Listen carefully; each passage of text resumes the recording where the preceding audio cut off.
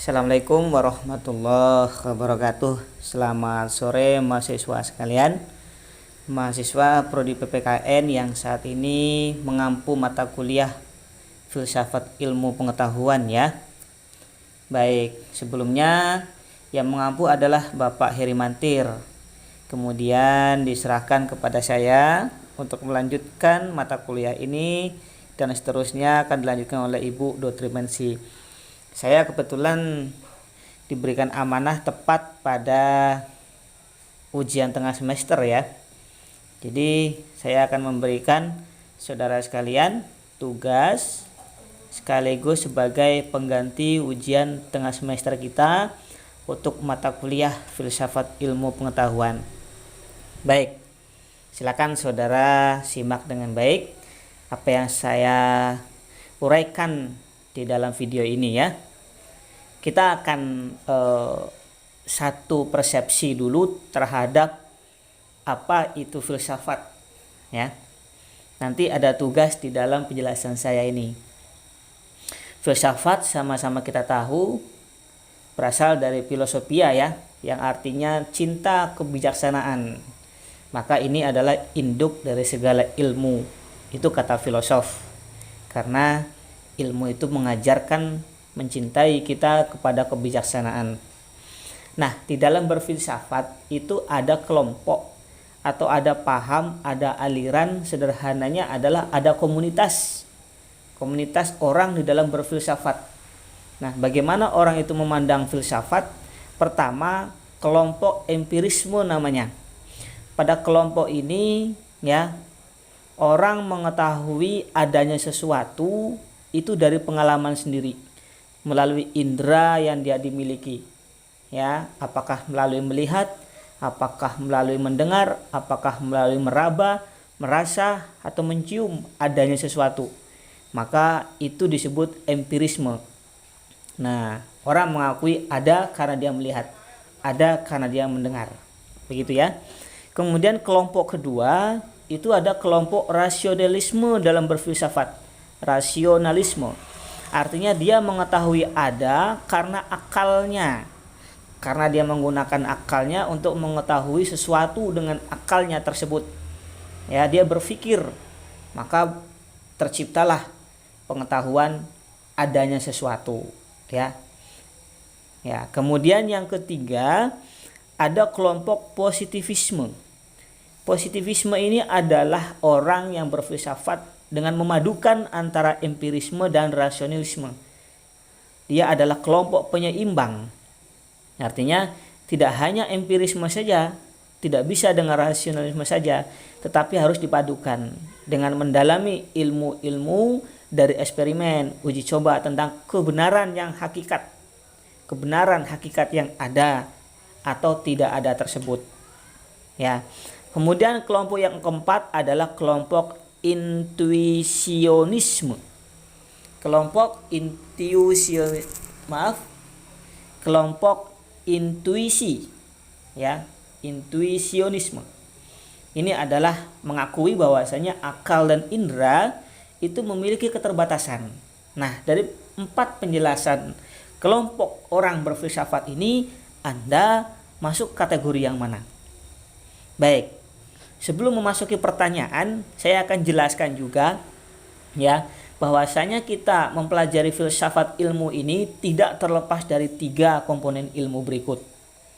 Komponen pertama adalah disebut dengan ontologi. Onto itu artinya ada, logos artinya ilmu, yang berarti ilmu tentang hakikat yang ada, baik yang ada itu secara konkret ataupun memang abstrak ya, dalam istilah agama gaib seperti itu ya.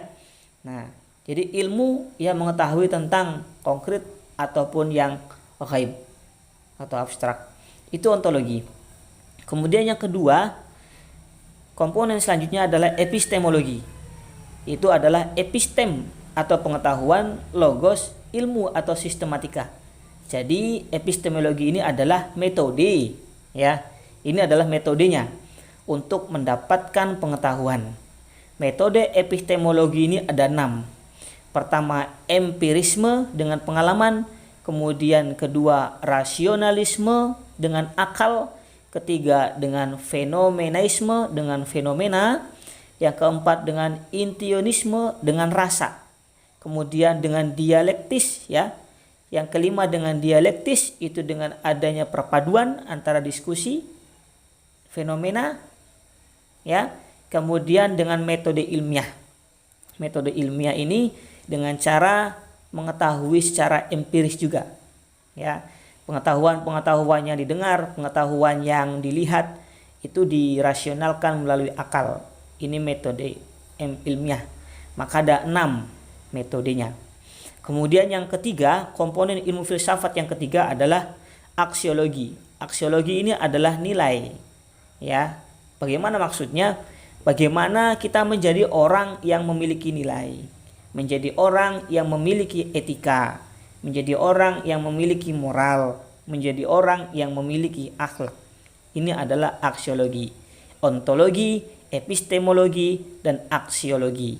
Ontologi cenderung kepada hakikat, epistemologi adalah metode untuk mengetahui hakikat itu, kemudian aksiologi adalah nilai ya setelah kita mengetahuinya. Baik, 3 ini adalah rangkaian kita di dalam menjawab soal. Soalnya adalah ya, ini silakan nanti diketik pada kertas double folio, ditulis dengan tangan sendiri, kemudian difoto, setelah itu upload pada Google Classroom. Nah, pertanyaannya adalah terkait filsafat ilmu pengetahuan ya. Ini dasar bagi kita selaku masyarakat Indonesia yang beragama, baik kita beragama Islam, beragama Nasrani, ya, beragama Kristen, beragama Hindu, Katolik, Protestan, dan lainnya. Maka pertanyaan saya adalah tentang filsafat ilmu pengetahuan. Kita akan berfilsafat ya mengenai Tuhan. Ya, jangan kita berpikir kita akan mengkaji lebih dalam, tetapi hanya sebatas filsafat dari ketiga komponen ilmu tersebut. Ya, pertama, apa ontologinya tentang Tuhan? Ya, untuk menjawabnya, apakah Tuhan itu ada? Hakikat Tuhan itu seperti apa? Silakan dijawab berdasarkan aliran mana Anda berfilsafat, termasuk kelompok mana, komunitas mana Anda berfilsafat. Ya, silakan mundur lagi dalam videonya. Kita masuk kelompok mana dalam berfilsafat? Apakah Tuhan itu ada? Hakikat Tuhan itu seperti apa? Kemudian yang kedua, apa epistemologinya tentang Tuhan? Melalui apa kita bisa membuktikan Tuhan itu ada? Apa metode yang digunakan? Di atas tadi ada 6 metode. Ya. Jadi metode apa yang kita gunakan untuk membuktikan Tuhan itu ada? Kemudian yang ketiga tentang aksiologi. Ya, bagaimana agar kita bernilai di hadapan Tuhan. Nah, inilah 3 pertanyaan yang harus saudara jawab. Ontologinya, apakah Tuhan itu ada? Hakikat Tuhan itu seperti apa? Anda menjawab berdasarkan aliran mana Anda berfilsafat. Kemudian epistemologi, melalui apa kita bisa membuktikan Tuhan? Metode apa yang digunakan? Ya, pilih salah satu atau salah 2. Kemudian aksiologi, bagaimana agar kita bernilai di hadapan Tuhan.